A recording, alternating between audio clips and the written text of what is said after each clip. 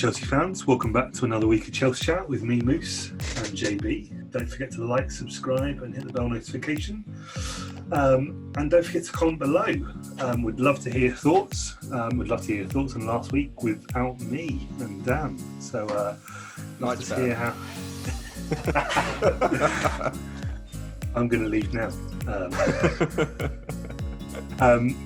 German efficiency is all I can say. Coming in and doing a great job. A number of great likes. So this week, obviously the big announcement has finally happened. We have introduced Kai to the team. So we are here now to talk about introducing Kai into the team, where we'll think he's going to fit into the squad. I think sort of we've spoken around for a number of weeks around where we have gaps. And over the last 2 or 3 weeks, we've had some great signings announced that probably plug a lot of those. So we're also going to go through potential lineups over the next couple of weeks, where we think we will fit in these players, where we think we've got probably a starting 11 and potentially a secondary 11. Will depend on what we want to go through today. And then we'll look at some transfer targets we think we need to fill to sort of achieve the goals of hitting that Premier League winning title.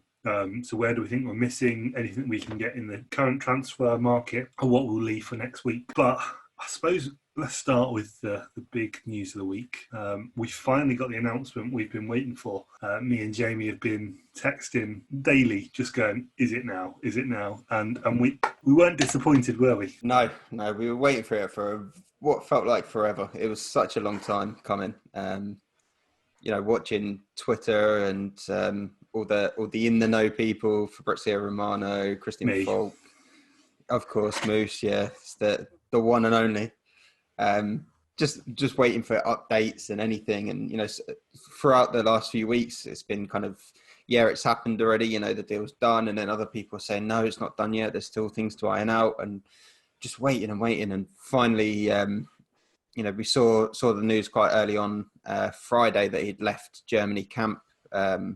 He'd been let go to come and discuss terms with Chelsea, and he arrived. And I saw other news saying he'd been at Stamford Bridge all day doing all the promos, and then he turned up at Cobham later.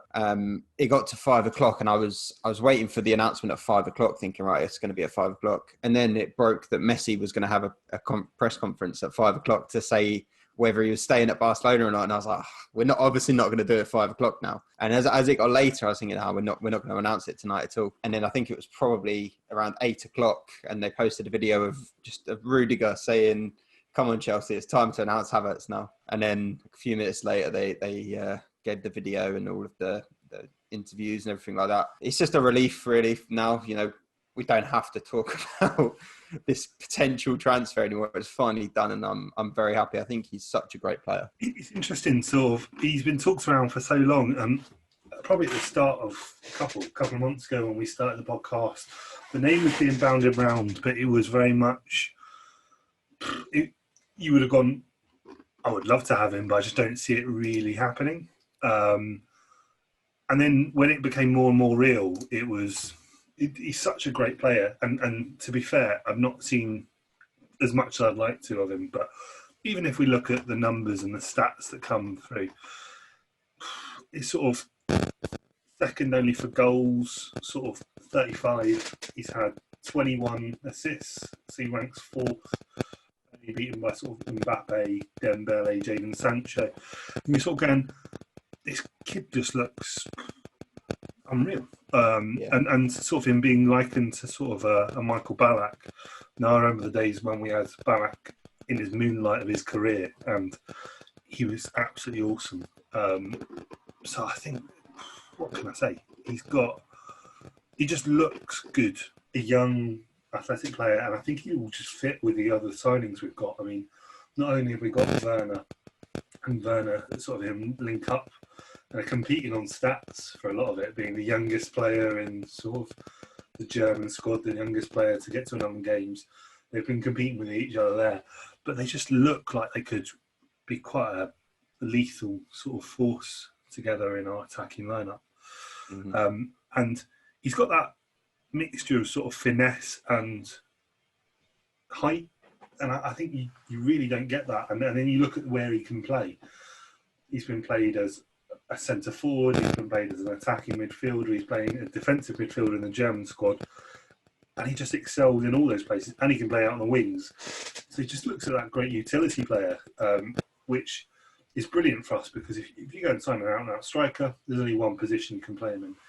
For us, as Lampard has brought in a lot of new talent in Werner, Havertz, Ziyech, Silva, Chilwell, he can start to mix that sort of mould together. He's got a number of different players now who can play in multiple positions, but he's got the ability to go mix them about. He doesn't have to play Werner as an out-and-out striker, although I think his best position is there. He can play him on the left wing. He can bring in Abraham. He can bring in Mount, and you're not losing those players, because I don't think each of these players are going to start and be in the starting lineup week in, week out as they start to test who's going to play well where. But that just gives us an opportunity to not ignore some of the young English talent that excelled for us this year. Yeah, that's the thing. I mean, it's a long season, isn't it? And, especially when we've got 4 competitions we're going in for, it's a congested season anyway, because obviously starting so late, finishing still roughly on time, probably maybe like a week or 2 after we usually would finish. It's going to be tough on the players, and obviously with such a small break in between, and international games going in between that as well, with the Euros at the end of it. So, players are going to need to be rotated, and having a big versatile squad is going to be so important. Like if Pulisic isn't fit in time to start the season, then you've either got Hudson-Odoi who can go out on the wing, or you've got Werner can go on the wing, and we can bring Abraham in to start, or even Giroud, or you could have Havertz as the false 9. We've got so many options, and it's just that's what he's kind of been looking at and wanting with this whole rebuild, is to have that versatility. Almost every player he's bought now has been someone that's versatile, and you can move around the pitch and almost play anywhere. And that's going to help us out so much throughout the season. That's why I think we're really, really looking strong now. So your thoughts, where do you think Havertz's strongest position is? Because, as you say, he's a versatile player. He's absolutely shone for Bayer Leverkusen. Unreal how he sort of turned around that, playing Champions League already at his age and getting a number of goals, number of assists. But where do you think we're going to get the best out of him? I think his best position is as a number 10, but I don't actually think we're going to play him there as often. I think his primary position will be as a number 8. So the way I see us play is with 2 number 8s with 1 holding midfielder. That's kind of the system that Lampard looked to use towards the end of last season. That was his preferred, and in all honesty, I think that was how he performed best. I think that's probably his more likely position. He'll be on the right hand side of that. But yeah, no, I think number 10 is his ideal position, just behind the striker. So it gives him a lot less defensive duties, so he can kind of just stay forward a bit more and express himself. He's the real positive about him is his aerial ability as well. We've not really had someone who's got that aerial ability from midfield. Barkley at times can, but nothing compared to, he's 6'2", which I know is not quite moose height, but it's still big for most human beings. So it's a good extra kind of added dimension to put in the team as well. I've seen some of the goals he scored with his head, and very Michael Ballack-esque from his time at Chelsea. I remember some of the goals Ballack scored with his head, and it's almost like a mirror image. And I'm so excited to see him play for Chelsea. I really hope he starts the first game against Brighton. Yeah, same. I mean, they played very well against Brighton the other week in our first to have fans back into the grounds, which was good to see. And Werner getting his first goal. But I'm very much looking forward to watching the first game in a couple of weeks' time. It is really going to be interesting, if I'm going to be honest. But yeah, I think Werner, I mean, if you list off the quality, now we haven't scrimped on signings this season, sort of in excess of, was it nearly 250 now? I don't know the exact amount. And that includes 2 free transfers there in Sarr and Silva. But I think from my perspective, the talent you brought in, so Chilwell, Ziyech, Werner, Havertz, Silva, different class. And equally, I look at our whole squad list now, and it's something to be seen. Not forgetting some of the players that were absolutely standout for us last season: Pulisic, Abraham, Giroud, Callum Hudson-Odoi, Mason Mount, Kovacic, Kante. It's going to be interesting how he fits that much talent into the squad, and it probably leads us on to the next part of the conversation in being what would be your starting 11. It's in a great position to be, but I don't necessarily envy Frank Lampard in having to pick 11 players out of the 40 that we've got to go and select from. From my perspective, it's going to be an interesting starting 11, but let's go and start with our starting 11. So I think we're in agreement that at the moment, as much of a problem he's a problem that's here to stay. Goalkeeper, we've got Willy Calabero or Kepa. I think you have to start Kepa to at least try to build confidence. Yeah, I think even if we sign a goalkeeper between now and the start of the season, I can't see someone coming in now and starting straight away. So I think, it's going to be a case of Kepa gets to have the shirt, and any kind of replacement will have to fight it off of him, basically. Any mistake from Kepa and he's out. But it's going to be Kepa to start, I think. So, yeah, at the moment. So I don't think there's any changes there. So Kepa, I've gone for a 4-3-3. Yep. Have you gone? So right back, who have you gone for? See, I've kind of got two starting 11s. So I've got kind of one will be for the majority of the teams that we come up against, and then I've got one for the big six teams that we would play. It's difficult. Yeah. So I think most of the time, I think Reece James. I reckon he's the future at right back for us. And Lampard's not afraid to put in the younger players ahead of the experienced players, and even the captain. It's unfortunate, but I think it's probably the right time now to transition over. I think when you have a big game against, like a United, a Liverpool, someone like that, I can imagine Asby coming in as, that experienced heads alongside others. But I think he might come in for some of those bigger games. And then in the latter stages, perhaps bringing on Reece James to bring a bit more pace on that wing. And that would be a big threat in those games late on. So I think most of the time it will be Reece James, but I think some of the bigger games where you need a bit more of a calmer head and a more experienced brain, I think he might start with Asby. But as I said, majority of the time it will probably be Reece James. Yeah, I'd agree with you there, because Reece had an absolutely outstanding season last season. He offers something going forward as well. Not only have we got, he needs to improve his defensive. I think, sort of to your point there, when we're getting back and when we're playing against the big boys, having that switched on head will probably switch to Dave.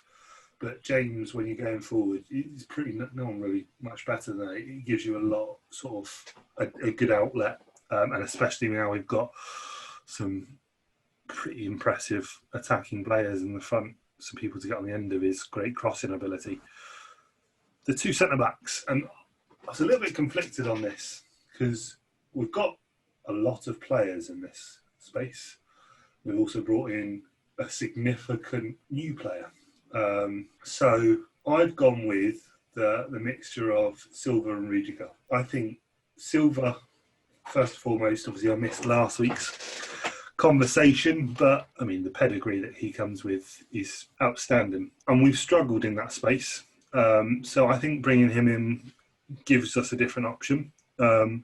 Rudiger has probably been our best secondary player. I was conflicted because I wanted to potentially bring in Zuma. And I also think Dave will be placed in that centre-back mix as well, a bit more this season. But I've gone with a starting lineup of Silva and Rudiger. On paper, I think they're probably the two better centre-backs to start with. I've gone Silva and Zuma.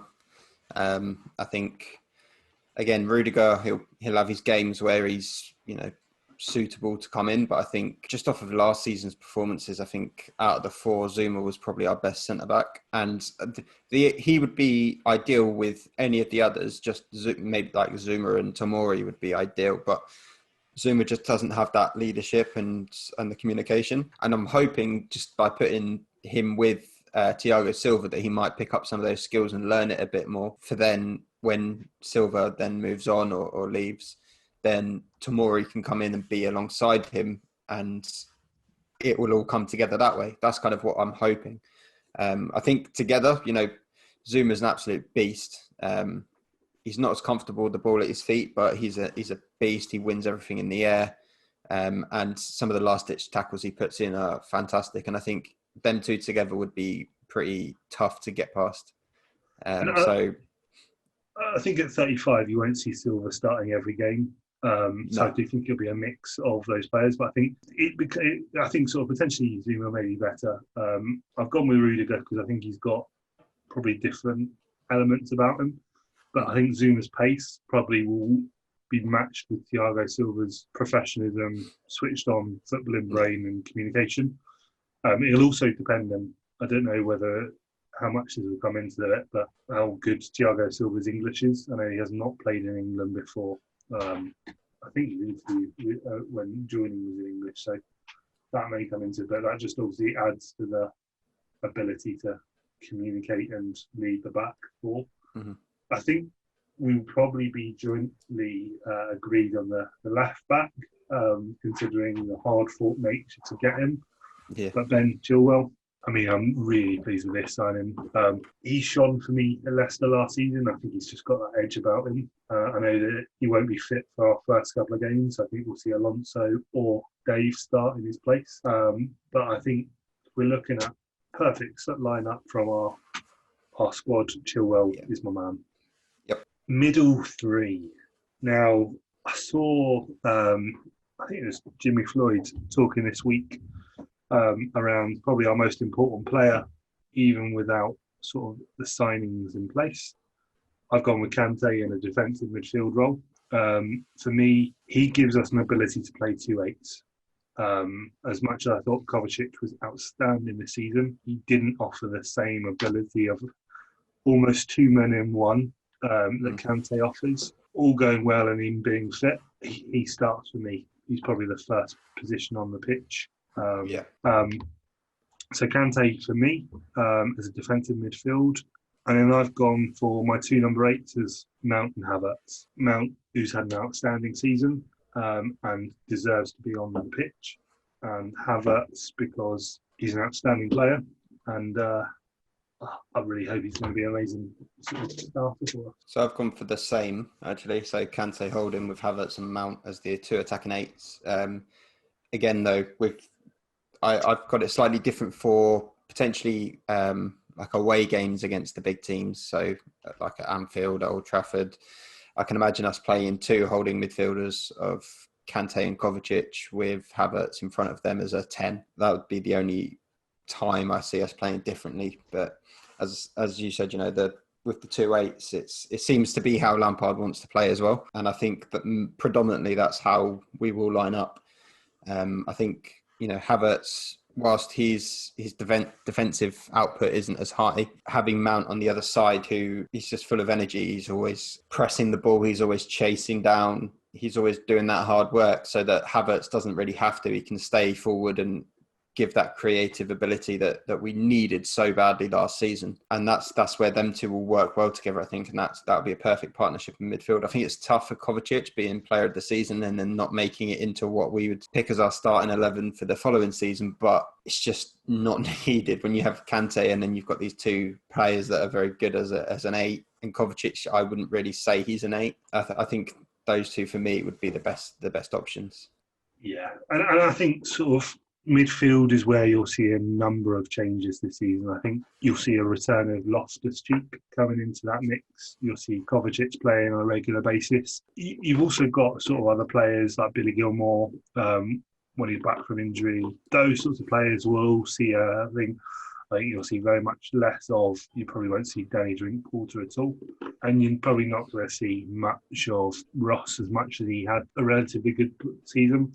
I just don't think he'll feature as much. I think he potentially is one that might leave. But midfield has always been well contested. I think we just perfected it by bringing Havertz in. But I don't think Havertz is not always going to play the 2-8s. I don't think we're always going to play 2-8s. I think Havertz may even be played further afield forward, maybe playing up in a wing position, maybe sort of switching it around when you haven't got Ziyech or those sorts of players in, or even replacing sort of your number 9 in that position. So the forward 3, which I think are probably the most interesting because it's probably going to be the most change from last season. It'll probably be the same, I think, for both of us. I can't imagine either of us would have picked anyone other than the same front 3. I've gone for Ziyech, Werner, and Pulisic. Yeah. It can't really be anything else. I mean, Hudson-Odoi, he's the only other backup winger we've got at the moment, surprisingly, but he's the only other option we have for the wing, other than pushing Werner out to the left. So I kind of think, Werner might be covered for Pulisic, and you'd bring in Abraham or Giroud. And then I think Hudson-Odoi will be covered for Ziyech on that right-hand side. If we look at, our starting 11 wasn't probably too dissimilar. I think you'll probably see a lot of players when we'll go into probably a back 5 for some games. Yeah. Potentially to rest Chilwell, you'll probably bring in someone like Alonso because he plays better in a back 5. You'll probably put Loftus-Cheek in the middle a little bit just to sort of put that power in. But it's an impressive front 11, or sort of 11 on the squad. I think from my perspective, I think it's another season we'll give before we start running towards the title. As much as I want to go for the title this season, I'm going to steal a comment from Jamie here as well. I think it's one Oblak away from a title. And probably someone to replace Silva, because I don't think Silva will be for a long stay for us. But I think he's a stroke of genius. And you heard it here first by JB. Yeah. That was probably like podcast number 2 or something, wasn't it? Bringing him in has been a stroke of genius because he's exactly what we need as a stopgap. You don't need a £90 million defender in Koulibaly when you can bring in someone like Silva with that level of pedigree on a free for a season. And he probably will come for a season or 2 and then head off for a moonlight in either China or US. Simple as. So we've talked around the squad we've got today. We've mentioned someone like Oblak and those sorts of players, but where do you reckon we are lacking today? What positions do you reckon, we probably need to free up? So what players are surplus to requirements? Which players do we need to fill? Because we don't feel we've got enough cover. And who do you reckon we realistically will sign by the end of the season? 3 very big questions I'm not expecting you to answer all in one go, but let's start with who do you reckon we need to get rid of? So we've already seen my shock of Batshuayi potentially staying. Yeah. There's a lot of bloated in our squad. We need to get rid of Zappacosta, Emerson, Bakayoko, Drinkwater, Batshuayi, but it looks like that'll be a loan deal. Moses. Possibly Barkley, Moses, Jorginho. That might about cover it. That might. Kennedy, probably, if he's still knocking about, he's probably still on the books somehow. They're the ones kind of that need to get gone. Your second question, what gaps do we need to fill? Yep. The blaring obvious one, goalkeeper. I think that's probably the only place we will actually bring someone in. We said this before we started the podcast. It's likely to just be Mendy, I think, to come in and provide competition for Kepa as opposed to replace Kepa. Basically, just both of them come in, see which one's better, and that person will probably be goalkeeper for the long term. And I think really we need someone as cover for Kante as a holding midfielder. Jorginho doesn't really. He doesn't do that. No, he's a niche player. He's a very, very niche player. You have to play a certain system for him to work in your team. We don't play that football, and And until Sarri gets a new job, I don't know where else is going to take him, to be honest. I think we're just going to have to hold on to him until Sarri gets a new job, and then we might be able to offload him. There was rumours Roma were interested in Jorginho, but it's not really come to anything as of yet. So I can't see him going at the moment. But I think we need someone that's actually a good holding midfielder, not a playmaker, but an actual defensive midfielder. We need some cover for Kante, because if he has another season like he had last year, getting injured all the time, that's going to give us a big problem. Unfortunately, I think the obvious answer is Declan Rice, because he can play, as a centre back as well, and he'd be good cover for Kante. Which, if we do sign him, I think that's what he'll be used as, a centre back and cover for Kante. I'd like it to be this year, but I can't realistically see it happening now. We've spent so much money, unless we manage to get rid of a lot of those players. If you get a big money kind of sale for Jorginho somewhere around the 40 million mark, Bakayoko goes, Emerson goes. If we get rid of some of these players and get some money back, then maybe we can do a deal for Declan Rice. But I only can imagine that being probably more likely next summer. If maybe West Ham will get relegated and and then we can get him a little bit cheaper. We can hope. You can only hope. So I think they're the two positions we really need to fill for now, and they're the two players I think we are more likely to get. As I said, I don't think Rice will happen, but if we were going to go out and get someone else, I think it would be Rice. I can imagine we're just probably going to bring in one more player, and that would be the goalkeeper. Yeah, and on the goalkeeper front, I've heard some interesting news. So on that topic, let's enter the transfer tracker. A few names that have been bounced around. So obviously Mendy's one that we've spoken around already. Mm-hmm. Another name that's cropped up, and it's simply because you've seen Dean Henderson obviously sign a long-term contract at United. Romero, an unlikely candidate, but probably a decent one. He's always been pretty good at United. Underrated, because he's always been second fiddle to De Gea. You could probably see in the region of sort of 5 to 10 million. That'd be quite simple to go and sort of get the contract with him. He's surplus to requirements at United, so I could see us getting someone like him as a potential, not a long-term candidate, but just a sort of a backfill. Rice, I think, is going to be difficult, if I'm going to be honest. Rice has got a guaranteed starting lineup position at West Ham. He's going to have to compete hard to go and win any position at Chelsea. For any amount of money, he's going to want some sort of commitment. He's going to play at least a part of the time. I don't think we can give that to him yet. I don't know. I think he's the kind of player, in the same way I see Mason Mount as, in that he probably will relish the competition. I think he will see it as a challenge. And I think he's quite highly thought of as well, being the former Chelsea academy graduate. I think he is one of those players that would relish that kind of challenge of getting into the team. I don't think he'd shy away from that and think, let's stay at a team where I'll be playing every single week, battling for relegation. I think he'd see a chance of playing Champions League football, fighting for Premier League titles, and see himself able to fight off the competition to get a spot in that team. And I think he's got that mentality that he would be happy to do it. As we've always said, if you're playing for a top team, you have to understand that there's going to be competition for places. And I think he's got the mindset to be able to put up with that and deal with that pressure. So I can't see that being a problem in terms of that. I think it's more a case of we wouldn't be able to afford him this year after all the outlay that we've already had. Yeah, I'd agree with that.